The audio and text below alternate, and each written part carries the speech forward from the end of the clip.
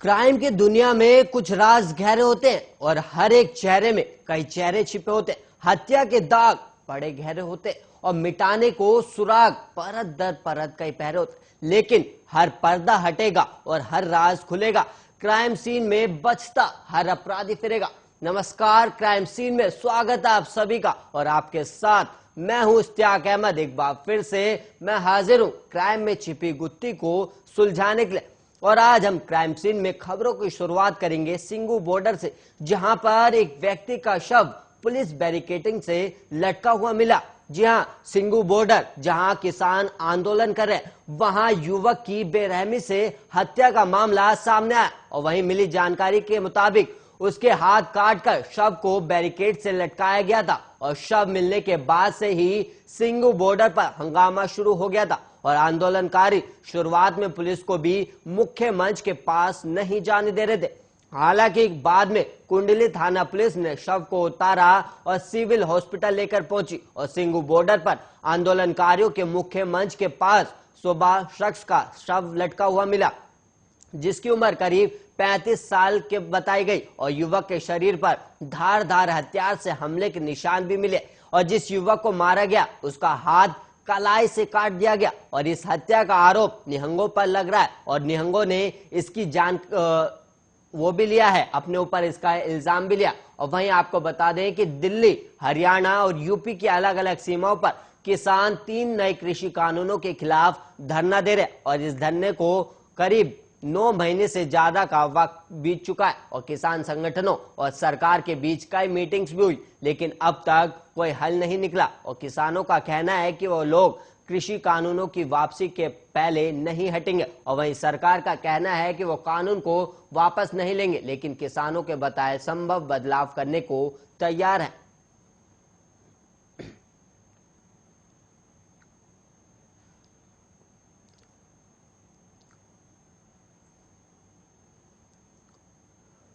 और वहीं राजस्थान की राजधानी के कालवाड़ थाना इलाके में एक युवती को शादी का झांसा देकर दुष्कर्म करने और फिर आगे कुछ अन्य लोगों को बेचने और दरिंदों की ओर से युवती के साथ सामूहिक दुष्कर्म की वारदात को अंजाम देने का सनसनीखेज मामला सामने आया और इस संबंध में 21 वर्षीय पीड़िता ने पुलिस में शिकायत दर्ज करवाई है और शिकायत में बात का जिक्र किया गया और कि पीड़िता फागी की रहने वाली है, जिसे चंपा लाल नामक युवक ने शादी का झांसा दिया और इसके बाद आरोपी ने पीड़िता के साथ दुष्कर्म की वारदात को अंजाम दिया और वहीं पीड़िता के विरोध करने पर मारपीट कर उसे बंधक बनाकर रखा गया और उसके बाद आरोपी ने पीड़िता को 2 अन्य व्यक्ति गोपाल और महेंद्र को बेच दिया।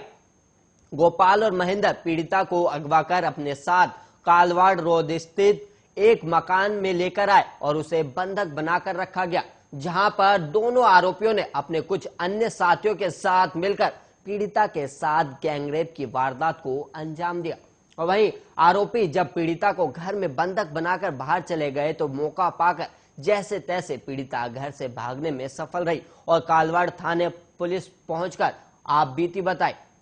जिस पर पुलिस ने पीड़िता की शिकायत पर आरोपियों की तलाश करना शुरू कर दिया है।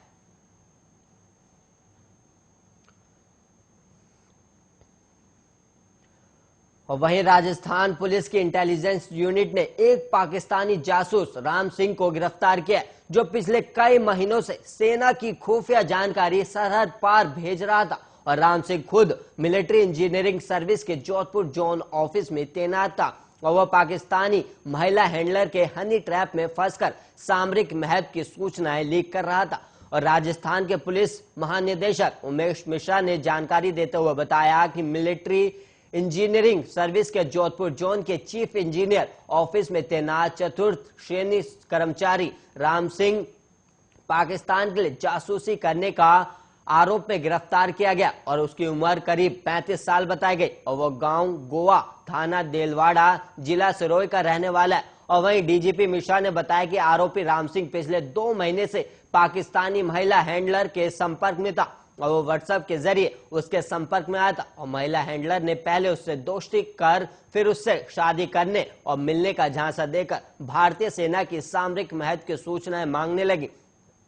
और वहीं राम सिंह जानकारी और फोटो व्हाट्सएप के जरिए उस महिला को भेजता था और डीजी इंटेलिजेंस ने बताया कि गिरफ्तारी के बाद आरोपी राम सिंह से जोधपुर में संयुक्त रूप से कई एजेंसियां पूछताछ कर रही हैं और जयपुर ले जाकर आरोपी के मोबाइल फोन का परीक्षण किया जाएगा। और वहीं उसमें परीक्षण किया गया तो उसमें अश्लील चैट और सामरिक महत्व की सूचना भेजने के सबूत मिले और आरोपी राम सिंह के खिलाफ मुकदमा दर्ज कर आगे की कार्रवाई की जा रही है।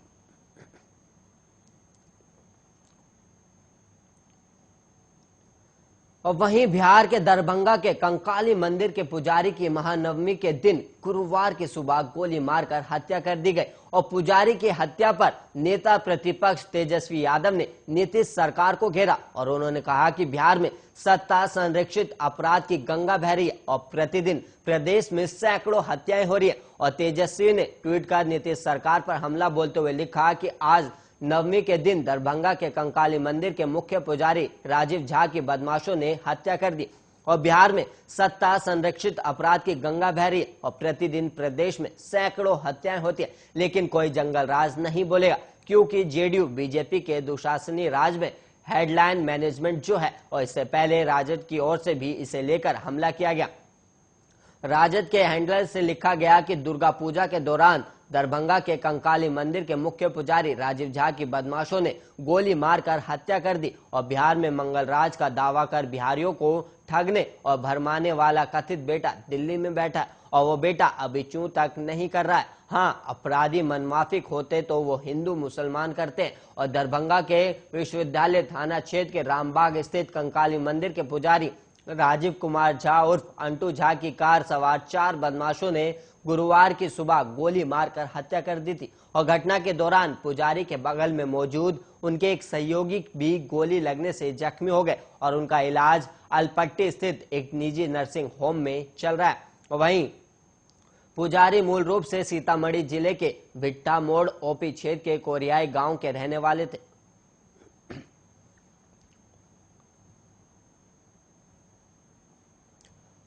और वहीं बिहार के भभुआ शहर में सब्जी मंडी के पास एक युवक को 3 अज्ञात लोगों ने गुरुवार की शाम नवमी के दिन चाकू गोद कर घायल कर दिया और युवक का कसूर बस इतना था कि उसकी कार 3 लोगों में सट गई थी और इतने पर बवाल हो गया और फल के ठेले से चाकू उठाकर युवक के पेट में गोद दिया गया और घायल युवक का नाम पीयूष पटेल बताया जाता है और उसे सदर अस्पताल भभुआ में भर्ती कराया गया, जहां प्राथमिक उपचार के बाद उसे वाराणसी रेफर कर दिया गया। और मौके पर मौजूद समाज सेवी उत्तम पटेल ने बताया कि घायल युवक पीयूष पटेल का भाई अमित पटेल कार से अपने परिवार के साथ घर आ रहा था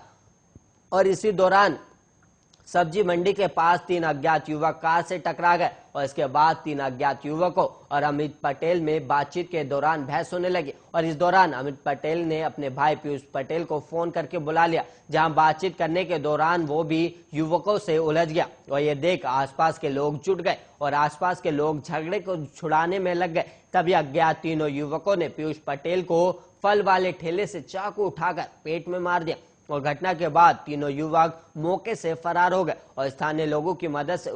उसे इलाज के लिए सदर अस्पताल लाया गया और सदर अस्पताल पहुंचे भभुआ थाना अध्यक्ष रामानंद मंडल ने बताया कि शहर के एकता चौक के पास की एक घटना है, जहां पर घायल युवक की हालत को देखते हुए बेहतर इलाज के लिए वाराणसी रेफर कर दिया गया और दोषियों की गिरफ्तारी के लिए छापेमारी चल रही है।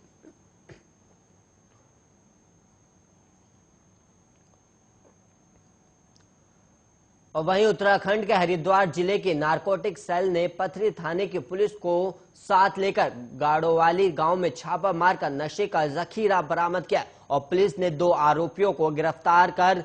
32 ग्राम स्मैक, आधा किलो चरस और 88,000 की नकदी भी बरामद की है। और छानबीन में पता चला है कि इस गांव से तस्कर आसपास के क्षेत्र में गांजा और चरस बेचते थे। वहीं वरिष्ठ पुलिस अधीक्षक डॉक्टर योगेंद्र सिंह रावत ने नशा तस्करों के खिलाफ अभियान चलाकर कार्रवाई के निर्देश दिए, जिस पर नारकोटिक सेल प्रभारी मनोज कुमार मेनवाल ने नशे का धंधा करने वालों की धरपकड़ के लिए जाल बिछाया और मुखबिर से सूचना मिलने के बाद इंस्पेक्टर मनोज मेनवाल ने अपनी टीम और पथरी पुलिस के साथ मिलकर बुधवार रात गाड़ोवाली गांव में छापा मारा और इस कार्रवाई में 2 तस्कर पुलिस के हत्थे चढ़ गए और उनसे स्मैक और अच्छी खासी मात्रा में चरस भी बरामद हुई और साथ ही चरस और स्मैक बेचकर जुटाई गई 88,000 की नकदी भी मिली है और आरोपियों ने अपने नाम गुलजार अफजाल निवासी गाड़ोवाली पथरी बताया और थाना अध्यक्ष रविंद्र कुमार ने बताया कि आरोपियों के खिलाफ मुकदमा दर्ज कर लिया गया और उन्हें कोर्ट में पेश किया जा रहा है। और नारकोटिक सेल के प्रभारी इंस्पेक्टर मनोज मेनवाल का कहना है कि समाज को नशा मुक्त करने में आमजन को भी पुलिस का सहयोग करना चाहिए और उन्होंने बताया कि नशे के धंधेबाजों को किसी कीमत पर बख्शा नहीं जाएगा। और वहीं एसएसपी डॉक्टर योगेंद्र सिंह रावत ने पुलिस टीम को शाबाशी देते हुए अभियान जारी रखने के निर्देश दिए।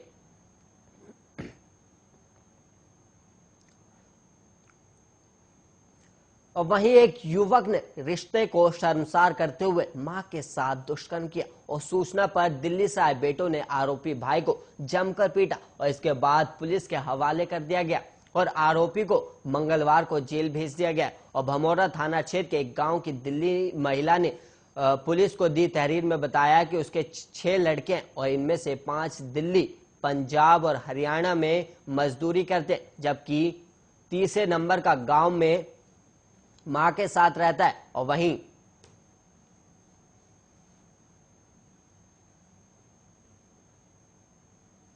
वहीं 10 अक्टूबर की रात महिला घर में अपने कमरे में सो रही थी और रात 11:30 बजे उसका बेटा घर आया और भूख लगने की बात कहकर खाना मांगा और महिला ने जैसे ही कमरे की कुंडी खोली तो बेटे ने उसे पकड़ लिया और हाथ बांधकर मुंह में कपड़ा ठूस दिया। इसके बाद उसके साथ दुष्कर्म किया गया और दिन निकलने पर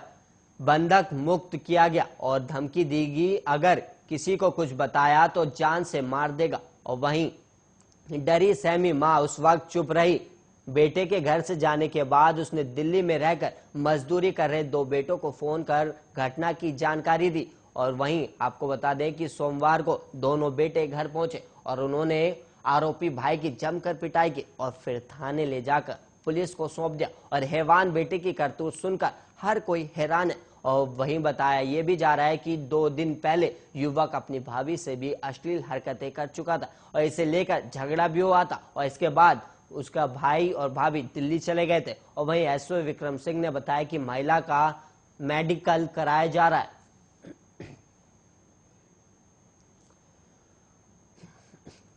और वहीं अयोध्या के कोतवाली सिटी क्षेत्र के देवकाली चौक के अंतर्गत कोरखाना क्षेत्र में दुर्गा पूजा की चकाचौंध के बीच जमकर गोलियां चली और इस गोलीबारी में एक व्यक्ति की मौत भी हो गई और 2 बच्चियां गोली लगने से गंभीर रूप से जख्मी हो गई और घायल बच्चियों को जिला अस्पताल से लखनऊ रेफर कर दिया गया। और गोली चलाने वाले 4 युवकों में से एक को पुलिस ने गिरफ्तार भी कर लिया है और वहीं बदमाशों के वाहन भी बरामद कर लिए गए। और वहीं अयोध्या पुलिस की माने तो ये आपसी रंजिश का मामला है और सभी बदमाशों की पहचान भी हो गई है जिन्हें जल्द ही गिरफ्तार कर लिया जाएगा। और जानकारी मिली है कि यह घटना रात 10:15 बजे की है जब अचानक से दुर्गा पूजा के बीच में फायरिंग हो गई और उस फायरिंग में मंजीत नाम के युवक की मौत भी हो गई और वहीं 14 और 11 वर्षीय बच्चियां गंभीर रूप से जख्मी हो गई। और वहीं बताया जा रहा है कि बच्चों की स्थिति अभी तक नाजुक बनी हुई है और फायरिंग के बाद मौके पर पुलिस फोर्स के साथ भारी भीड़ का भी जमावड़ा है। और वहीं अभी तक ये स्पष्ट नहीं हो पाया है कि फायरिंग किस वजह से की गई थी और शुरुआती जांच के बाद पुलिस इतना जरूर कह रही है कि इस घटना का दुर्गा पूजा से कोई लेना देना नहीं था और उनकी नजरों में ये एक आपसी रंजिश का मामला था जिसमें कुछ युवकों ने दूसरे पक्ष पर गोलियां चला दी और एक की गिरफ्तारी हो चुकी और बाकी आरोपियों को पकड़ने का प्रयास जारी है। और वैसे जांच के लिए पुलिस द्वारा 4 टीमों का गठन भी कर दिया गया और मौके से एक वाहन भी बरामद हुआ और अभी के लिए जिस एक आरोपी की गिरफ्तारी हुई है उसी से सवाल जवाब किए जा रहे हैं और इसके जरिए दूसरे आरोपियों की धरपकड़ की जाएगी और घटना का असल कारण समझने का प्रयास रहेगा।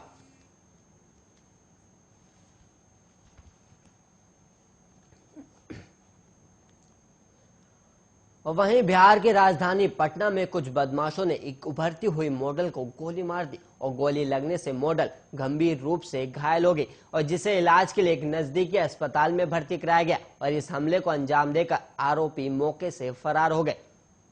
फिलहाल पुलिस इस पूरे मामले की छानबीन कर रही है और मॉडल पर जानलेवा हमले किए जाने की वारदात आपको बता दें करीब मंगलवार रात की है और मॉडल मोना राय उस वक्त कहीं जा रही थी तभी बदमाश उनके पास पहुंचे और उन्हें गोली मार दी और गोली लगने से मोना लहूलुहान होकर वहीं गिर पड़ी और इसके बाद उन्हें एक निजी अस्पताल में ले जाया गया, जहां उनका इलाज किया जा रहा है। और घटना की सूचना मिलते ही पुलिस भी मौके पर जा पहुंची और मामले की छानबीन शुरू कर दी गई।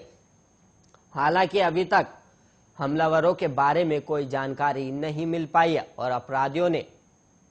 महिला मॉडल मोना रॉय को निशाना क्यों बनाया, इस सवाल का जवाब भी पुलिस तलाश रही है। और जानकारी के अनुसार हाल ही में मोना रॉय ने मॉडलिंग की दुनिया में कदम रखा था।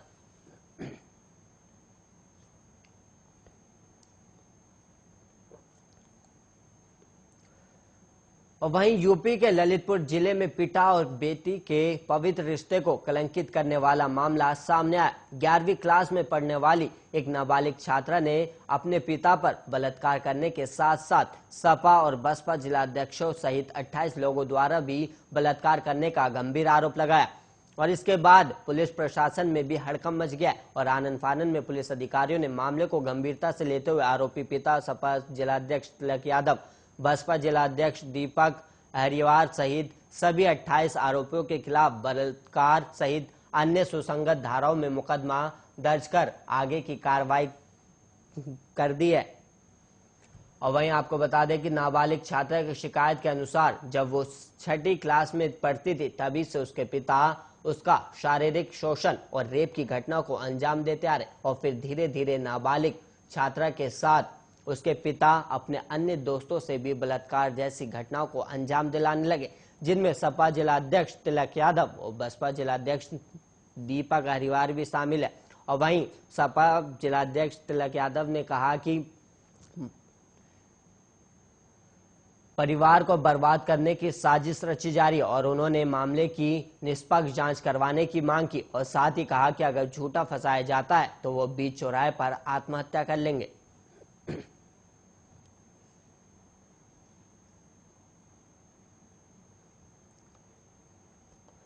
और वहीं पति पत्नी की लड़ाई में किसी एक के सुसाइड करने की घटना तो आपने बहुत बार सुनी होगी, लेकिन कानपुर में एक पति ने अपनी पत्नी को सताने का नया रास्ता निकाल लिया। उसने अपनी पत्नी और ससुराल वालों को परेशान करने के लिए अपनी मौत का एक झूठा ड्रामा रचा और अपनी मौत का फर्जी वीडियो बनाकर सोशल मीडिया पर वायरल भी कर दिया।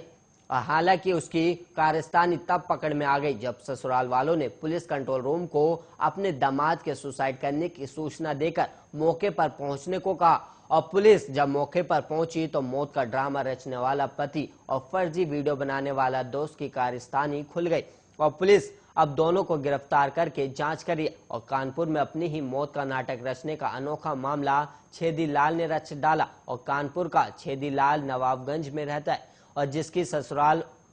उन्नाव में और वो अपनी ससुराल से झगड़ा कराया और अपने साले कुंदन को धमकी दी कि वो आत्महत्या करने जा रहा है। और कुछ ही घंटों बाद उसने अपने साले के मोबाइल पर अपनी ही मौत का एक वीडियो भेज दिया और यह वीडियो उसने अपने एक मित्र कालीचरण की मदद से नाटकीय रूप से बनवाया था, जिसमें पूरी तरह से उसने आत्महत्या करने का नाटक दिखाई दे रहा है। और वहीं पुलिस के आला अधिकारी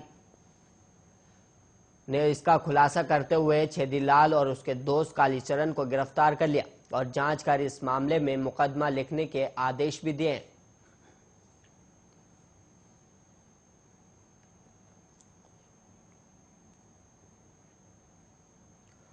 और वहीं बिहार के मुजफ्फरपुर जिले में महिलाओं द्वारा मनचले की बिजली के खंभे में बांधकर पिटाई करने का मामला सामने आया। और मामला जिले के सिवायपट्टी थाना क्षेत्र के सिवायपट्टी गांव का है, जहां पर छात्रा के साथ छेड़खानी करना मनचले को भारी पड़ गया। और मनचले की हरकत से नाराज लोगों ने बिजली के खंभे में बांधकर उसकी पहले जमकर पिटाई की और फिर पूरी घटना का वीडियो बनाकर सोशल मीडिया पर वायरल कर दिया। और वहीं आपको बता दें कि जानकारी के अनुसार गांव निवासी छात्रा बीते दिनों अकेले ट्यूशन पढ़कर घर लौट रही थी और इस दौरान दो लड़कों ने उसे रास्ते में घेर लिया और छेड़खानी करने लगे और वहीं सुनसान जगह पर ले जाकर उसके साथ दुष्कर्म करने का भी प्रयास किया और आरोपियों ने छात्रा का मुंह दबा दिया। लेकिन इसी बीच उसने हिम्मत दिखाई और उनके चंगुल से छूटकर चिल्लाने लगी और शोर सुनकर काफी संख्या में ग्रामीण इकट्ठा हो गए और ग्रामीणों को आता देख दोनों भागने लगे। लेकिन भाग रहे दोनों मनचलों को ग्रामीणों ने खदेड़ कर पकड़ लिया और जमकर पिटाई कर दी और इस दौरान एक आरोपी को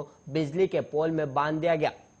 और पुरुष के साथ ही महिलाओं ने भी उनकी पिटाई की और इधर घटना की सूचना मिलने पर सिवाईपट्टी थाने की पुलिस आनन फानन मौके पर पहुंची और दोनों को हिरासत में ले लिया। और जानकारी के अनुसार पहले भी दोनों आरोपी छात्रा के साथ छेड़खानी किया करते थे और ट्यूशन जाने के क्रम में परेशान करते थे। छात्रा द्वारा बार बार इसका विरोध किया जाता था, लेकिन घटना वाले दिन आरोपियों ने सभी सीमाओं को लांघ दिया, जिसके बाद उनकी पिटाई की गई।